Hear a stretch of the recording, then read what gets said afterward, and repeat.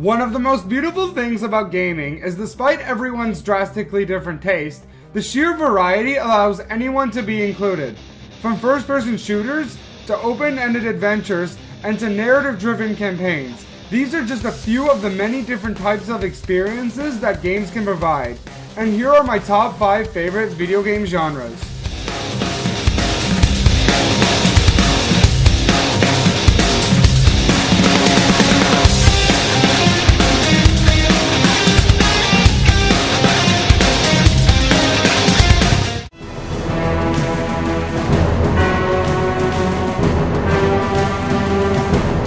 Dishonorable mention.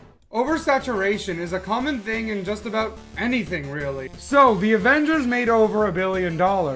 Okay, so now there's going to be like 20 more superhero movies coming out in the next 5 years.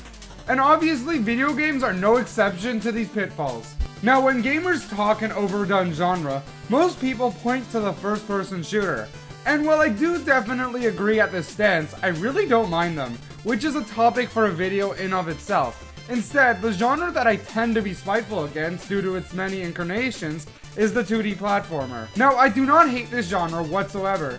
It's definitely a classic for sure, and it helped define many of the games that we have today. But I honestly find them a bit outdated and kinda simple. Though many enjoyed the mindless arcadic experiences that they provide, it's just not my cup of tea. And once again, the many incarnations we have gotten lately does not help. Number 5. A lot of the times games like to mix things up by having a completely different change in its gameplay style for a temporary moment.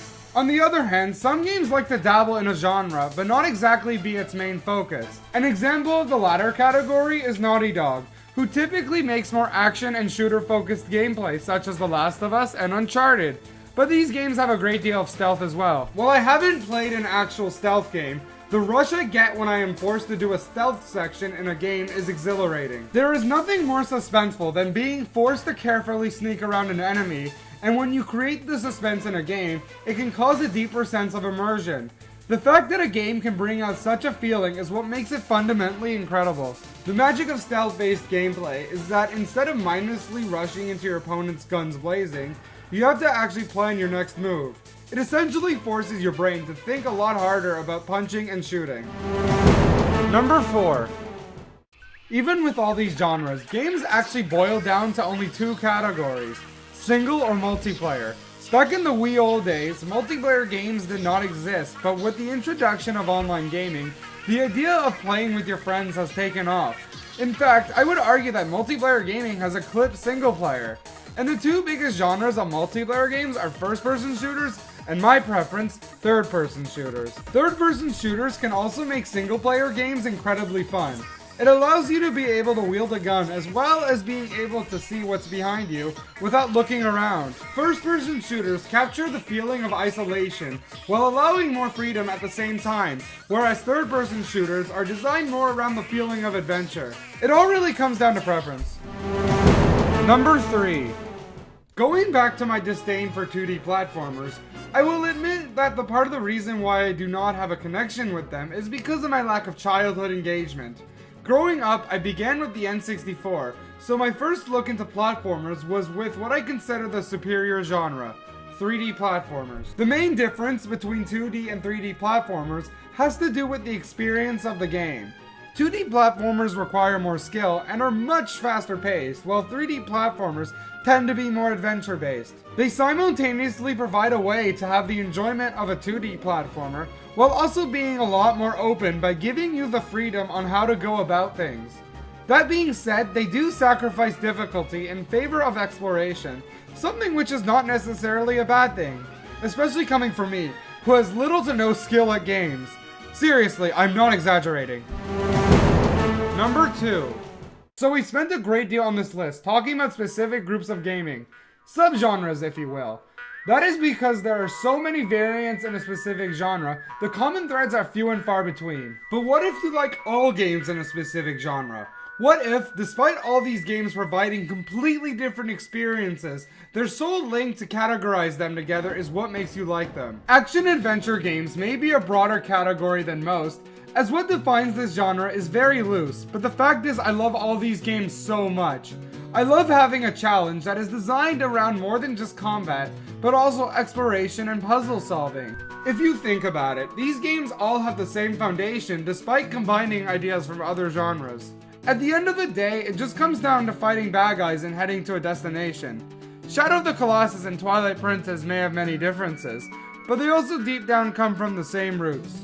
Yet what makes each of them special is their complexity. Before we get to the number 1, here are some honorable mentions. First-person shooters. While I have spent a ton of my time on these, they are mostly multiplayer based and my tastes have lately gravitated towards single-player games. Sandbox games. Freedom and openness is something I highly value in games, but they tend to take up a bit too much time for me. Hack and slash games. Even though there is a sole focus on beating up enemies, which is both fun and exhilarating, their repetitiveness and mindlessness causes their appeal to quickly become stale. Number 1. When we play video games, the experiences we seek vary from person to person.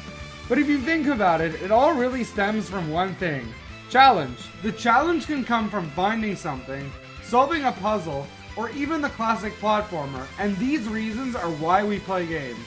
For me personally, I enjoy a strategical challenge. I enjoy being able to plan out my moves for the best outcome by using my brain power. And RPGs provide this exact experience. RPGs come in two different forms depending on where they originate from.